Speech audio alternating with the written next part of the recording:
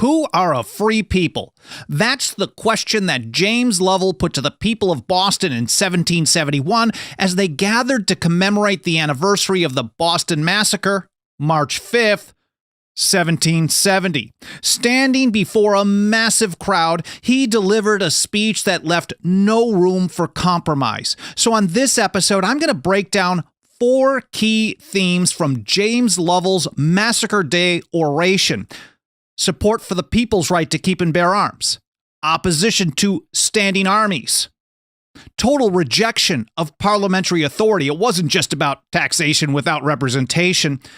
And freedom as a birthright. I'll also cover the aftermath, and at the end of the episode, I've got a pretty awesome story of how Paul Revere used art, spectacle, some really good marketing to make sure that the Boston Massacre was never forgotten.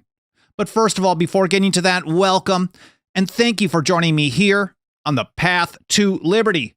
My name is Michael Bolden with the 10th Amendment Center, and this is the show for Wednesday, March 5th, 2025. Let's get right to it, but to understand why Lovell's speech was so significant, we have to go back to March 5th, 1770, when tensions over the Townshend Acts and the presence of a standing occupying army in Boston resulted in British soldiers firing into a crowd. Here from Dave Benner, he said 5 Bostonians died and 6 were seriously wounded, including a young boy. This incident did much to exacerbate tensions between the colonists and the crown. Firebrands such as Samuel Adams and Paul Revere quickly branded the incident the Boston Massacre and worked quickly to depict the event as an egregious assault against a peaceable people. Additionally, Dave writes, they used the episode to initiate a boycott of British goods, which the two rallied support for over the coming months. In the court of public opinion, and this was a big part of it, public unrest toward the British grew to an all-time high. This really was one of the most significant events that turned overall colonial sentiment against the British. Dave says, many consider those who died in Boston to be the first martyrs of the patriot cause. I know there are debates over this, but this is a pretty common take. And he said the event set the stage for future conflict between the colonies and Britain. But he said, whatever one thinks about the culpability of this incident, it was an incredibly important event that turned colonial sentiment against the British crown. In many ways, it was a pivotal step on the road to independence. And I think really, if there was anything that really just solidified the opposition to arbitrary, centralized power and permanent standing armies, because they lived how that played out, you've got it right there in Boston. Now, just after the first anniversary in 1771, Boston's town meeting decided they wanted to start officially commemorating the event as kind of a solemn public holiday. And they started that in 1771. It actually didn't. The first year was in April 2nd, and that's what we're covering today. And then it went all the way through 1783. And so they would remember the event, have main speakers like a keynote speaker and the like. And J.L. Bell describes how the decision was made.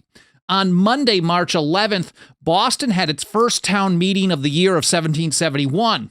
One agenda item on the second day was, quote, whether the town will determine upon some suitable method to perpetuate the memory of the horrid massacre perpetrated on the evening of the 5th of March, 1770, by a party of soldiers of the 29th Regiment.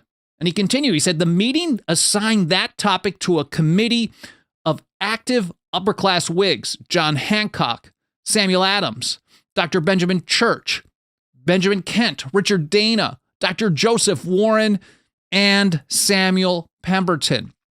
And when they came up with some plans and presented the question to the people at the town meeting, James Lovell was actually unanimously spoken as basically the keynote speaker for this first official commemoration, Massacre Day oration. Here from Stuart McManus, he points out that when the committee elected James Lovell to deliver the first massacre oration, they were promoting an individual who possessed both a family tradition and personal command of classicizing eloquence and erudition, not to forget practical experience of delivering orations in both Latin and English. Lovell was expected to draw upon this unique background to champion the cause of the American colonies against a tyrannical parliament. Now, Lovell, I'm not going to get into a much personal history, but basically he attended Harvard. I think he graduated a year before Joseph Warren, for example. He later became a teacher at the highly renowned Boston Latin School and taught there for many years. Now, let's get to his speech, which was actually, as I said, delivered on April 2nd, 1771, the first of the annual Massacre Day events, and they were always held in the following years on or around March the 5th, closer to the actual date, depending if it fell on a Sunday, for example. But let's get to the first theme, which is the right of the people to keep and bear arms, which he expressed through the need for a strong defensive militia. He said, the true strength and safety of every commonwealth or limited monarchy is the bravery of its freeholders, its militia. By brave militias, they rise to grandeur, and they come to ruin by a mercenary army. For James Lovell, the people themselves, the militia, that was the backbone, the foundation of a strong, self-reliant, and free people. When the people are well-armed, well-trained, they ensure their own safety and they protect their own freedom and liberty. And he continued with this. He said, I must not omit to mention one more bad tendency. 'Tis this. A standing force leads to a total neglect of militias or tends greatly to discourage them. I think his warning here is pretty clear. When you have a professional standing army, when they have a professional force that takes over the role of defense, the people kind of lose the habit of doing their own self-defense. And what was once their responsibility, what was once an important part of their life, slowly becomes almost seen as unnecessary by much of the population over time in the eyes of a bulk of the society. And then sooner or later, it just disappears altogether. And I think that sounds pretty familiar, doesn't it? And that brings us to our second theme, which is opposition to standing armies. Here's how he put it. We have seen and felt the ill effect of placing standing forces in the midst of populous communities. But those are only what individuals suffer. Your vote directs me, your vote of choosing him to give the speech, that is, directs me to point out the fatal tendency of placing such an order in free cities. Fatal indeed. So having a standing army and actually occupying what is supposed to be a free city was death to freedom, death to liberty. And in future Massacre Day orations by people like John Hancock in 1774, Dr. Joseph Warren in 72 and 75, they really followed him with that same kind of message. Once a standing army is established in a free society, history shows that over time, that freedom gets destroyed. And he actually gave some examples as well. He said Athens once was free, a citizen, a favorite of the people, by an artful story gaining a trifling guard of 50 men. Ambition taught him ways to enlarge that number. He destroyed the commonwealth and made him the tyrant of the Athenians. He's pointing out that even a standing army of just 50 was the foundation for total tyranny over time. Then he talks, of course, about Caesar. By the length of his command in Gaul, got the affections of his army. Marched to Rome, of course, we know, crossing the Rubicon, right? Overthrew the state and made himself perpetual dictator. So everyone was aware of this history. They were well read about history of the ancients, and certainly someone like James Lovell was an expert at the time. From there, he actually cited Sir William Blackstone, his commentaries on the laws of England. This, I believe, is in volume 1. In a land of liberty, this is from Blackstone himself, in a land of liberty, it is extremely dangerous to make a distinct order of the profession of arms. Professional military people in a land of liberty is extremely dangerous. This is what the founding generation, the old revolutionaries, they pretty much all agreed with this. This was part of their history and their tradition. In free states, wrote Blackstone, the profession of a soldier, taken singly and merely as a profession, is justly an object of jealousy. Now, Blackstone did not just see standing armies as unnecessary. He saw them as a direct threat to liberty itself. And that's how James Lovell put it as well. And he pointed out that even in England, where it was supposed to be this great, mighty empire of liberty, the dangers of standing armies were so well known that Parliament actually was required to renew them year after year on an annual basis. And Lovell warned that even these so-called protections were not good enough. And here's how he put it. One article of the Bill of Rights is that the raising or keeping a standing army within the kingdom in a time of peace, unless it be with consent of Parliament, is against law. So it's illegal to have a standing army in the time of peace unless it has consent with Parliament. He said the present army, therefore, though called the peace establishment, man, they were using propaganda way back then as well. Not much different than what we hear today. They called it the peace establishment, and he said it is kept up by one act and governed by another, both of which expire annually. So he's just reiterating what they have. He said this circumstance is valued as a sufficient check upon the army. But he pointed out that a less body of troops than is now maintained has on a time destroyed a king and fought under a parliament with great success and glory. But upon a motion to disband them, they turned their masters out of doors and fixed up others in their stead. And he's saying, like, are we supposed to expect that this kind of thing will never happen? The founding generation, the old revolutionaries, so much more involved in a study of history than most of us today, other than all of us here, of course. They understood that if you created the same kind of environment that led to bad results in the past, you shouldn't be surprised if you have really bad results again.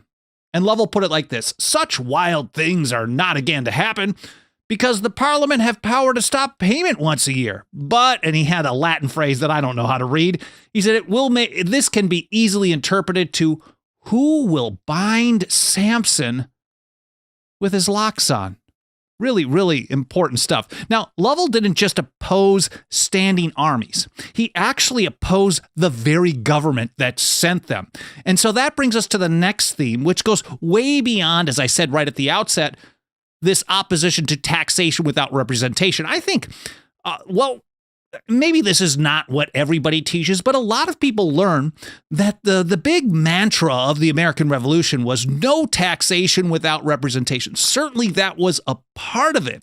That was kind of an outgrowth of the unlimited centralized power that Parliament claimed under the Declaratory Act of 1766, where they claimed power over the colonies in all cases whatsoever, and they implemented taxes under that type of authority, internal taxes like the Stamp Act, the Townshend Act, and the like. So when they tell us that it was just about, no taxation without representation, the suggestion is that all we need to do is get representatives. And as long as we have representatives and they tax us, no limits on that at all, just general taxation power, everything's cool. But this was so far off base for what they were really, really upset about. For example, James Lovell here has a total rejection of any parliamentary authority over the colonies at all. He says Chatham, Camden, and others, all these have owned that England has a right to exercise every power over us, but that of taking money out of our pockets without our consent. So he's acknowledging that there are people out there, he called them gods among men, really well-known people, They're saying that England has almost total power. The only thing that they can't do is have taxation without representation. But Lovell rejects this. He said, though it seems almost too bold, therefore, in us to say we doubt in every single instance her legal right over this province, yet we must assert it. So he's saying it is essential to say that they do not have any legal right over what goes on in Massachusetts Bay at all. And Thomas Jefferson took that same type of position. I'm not sure if he got it from Lovell, but I would think that he was aware of this speech, which was printed and distributed pretty widely. But he included a similar position about 3 years later in his summary view of the rights of British America, where he's trying to get instructions to Virginia delegates to the First Continental Congress dealing with the so-called coercive acts, what a lot of people today call the intolerable acts. And here's how Jefferson put it. The true ground on which we declare these acts void, so he went through a whole list of British acts that he said were a nullity and void. But the true ground on which we declare these acts void was not that they were just problematic. He said, it is because the British Parliament has no right to exercise authority over us. I should point out that everything that I'm mentioning in this episode, they're going to be included in a blog post that we publish a couple of hours after the live stream is done in a show links section.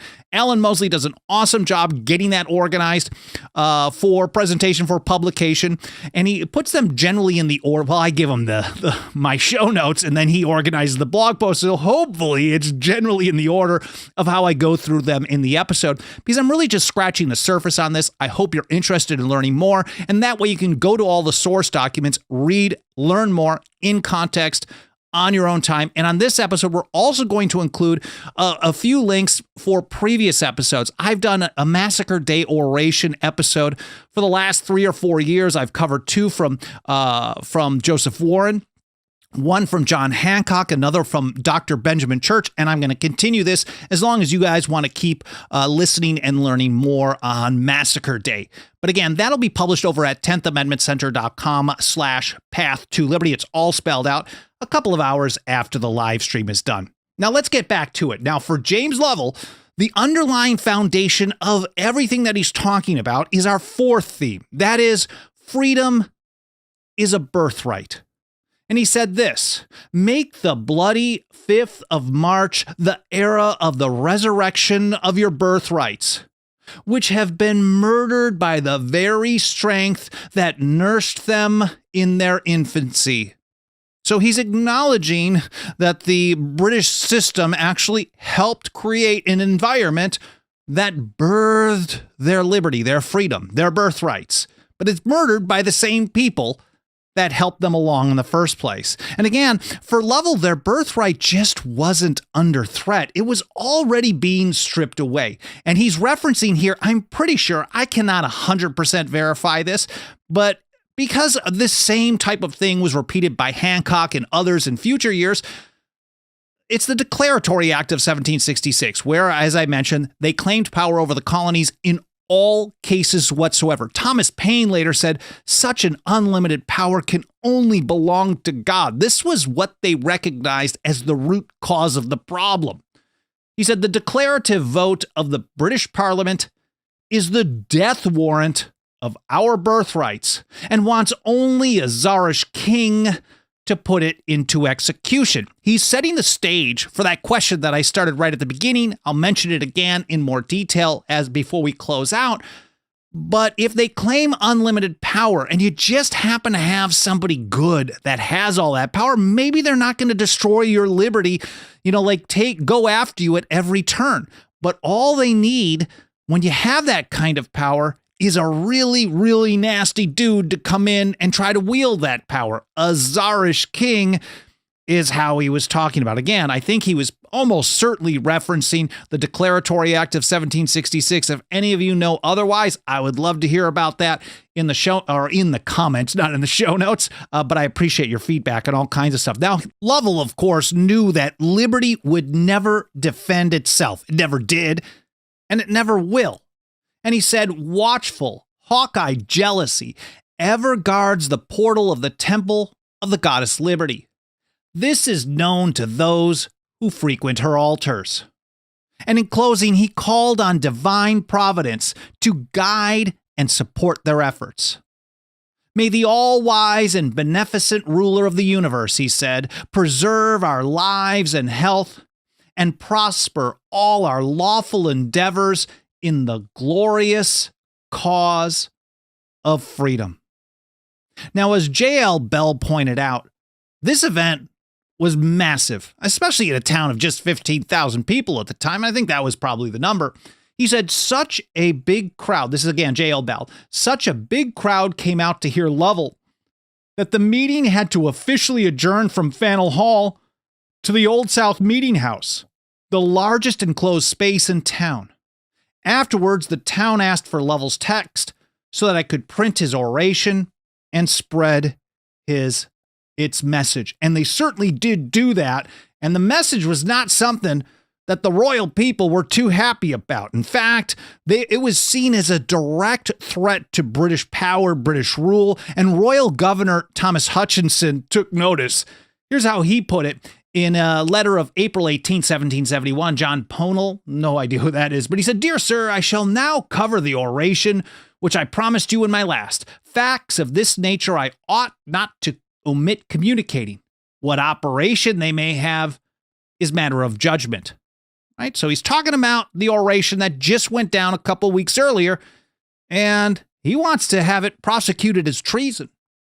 "I can observe to you, he said, that when such doctrine was first broached, all sober people in the colonies were astonished. And although it may not amount to high treason, I think it comes within reason of late statutes which determine certain offenses to be treason."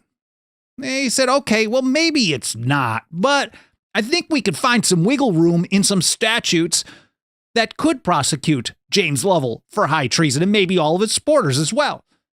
But if not, he had another backup plan. If we can't do that, he said, certainly writing and printing to affirm that an act of Parliament is of no validity in any case whatsoever ought to be made treason. So he's going to say it over and over and over. So the royal governor wanted to make sure that this speech was shut down and people were put in prison for it, if not put to death. Now, I promised you that quick and I think pretty awesome story about Paul Revere. And here, Dave Roos over at History.com points out that weeks earlier, on the actual date of the anniversary, I believe it was March 5th, then 1771, Paul Revere really helped to build momentum and support for keeping this in the people's memories.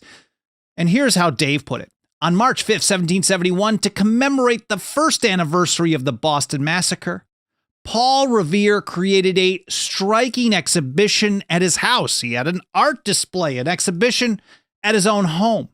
He made new prints of some of his best propaganda pieces, including the Bloody Massacre. If you've seen any artwork of the Boston Massacre, it's most likely the one that Paul Revere did in 1770. And then he set them in his windows to be illuminated from within. A nice gallery display, I guess. Passers-by were presented with almost movie-like images depicting the tragic events of the prior march. And according to newspaper accounts, I'll get to that in just a moment, the Boston Gazette, which is the publication of the Sons of Liberty, really, Revere's illuminated display drew massive crowds. In fact, thousands of people from Boston, literally thousands of them, saw that in a town, again, of just about 15,000 residents. So a huge percentage of the people there went by Paul Revere's home and saw this display and reminded them of what they went through. And what did they see?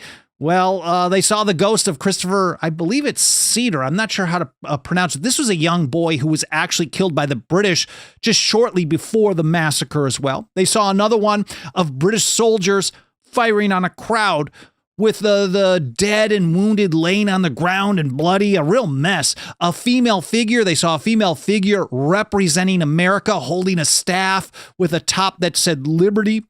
And then she had one foot on the head of a British grenadier, And then you saw the words foul play and poetic lines calling for vengeance throughout the display. So pretty powerful stuff from Paul Revere.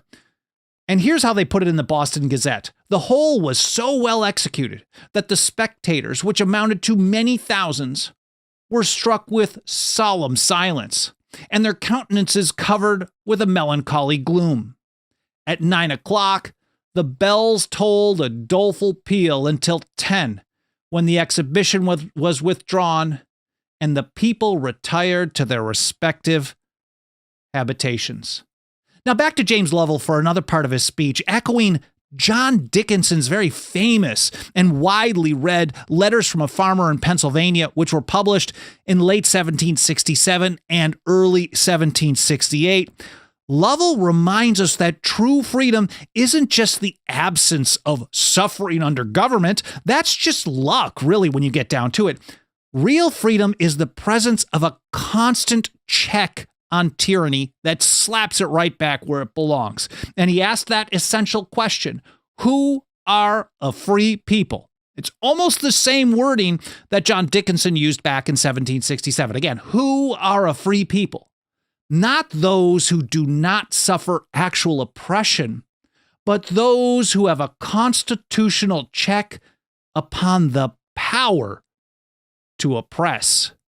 For James Lovell, the Sons of Liberty, the American revolutionaries, power was always the big issue, and that's why the Declaratory Act of 1766 was the root foundation of so much else. James Madison, of course, cited it years later as well, and we heard it from John Hancock, Thomas Paine, the First Continental Congress, and more. And I think these are just timeless lessons that were almost never taught about. I know I wasn't, so I'm curious if any of you, if you've ever been taught any of this stuff in your education growing up. I never even heard of Massacre Day orations and events and all the principles and the people behind it. So that's part of why we work so hard to get this information out to more and more people. And I hope you found this one interesting, maybe a little entertaining here and there, but more important than anything, educational and worthy of sharing with other people. And there's nothing that helps us reach and teach more people every single day, more than the financial faith and support of our members. If you got a couple of bucks of that dirty government fiat, please consider throwing it our way. 10thamendmentcenter.com/members. It's all spelled out. 10thamendmentcenter.com/members.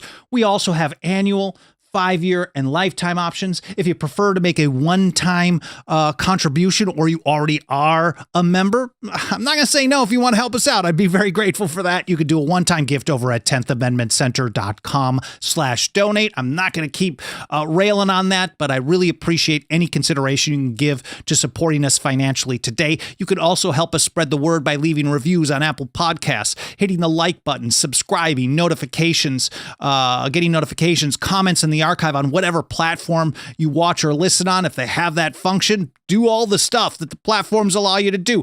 And especially on platforms like YouTube, the more watch time percentage. So if it's 10 minutes, you watch 9 minutes, that's 90%. If you watch 12 minutes, that's 120%. And the algorithm loves that. So all this stuff can help us out a great deal. I'm very grateful for all your support. I'm grateful for you spending some of your time with me today. Again, I hope you enjoyed this episode. I hope you learned something, and I hope to see you next time here on the Path to Liberty.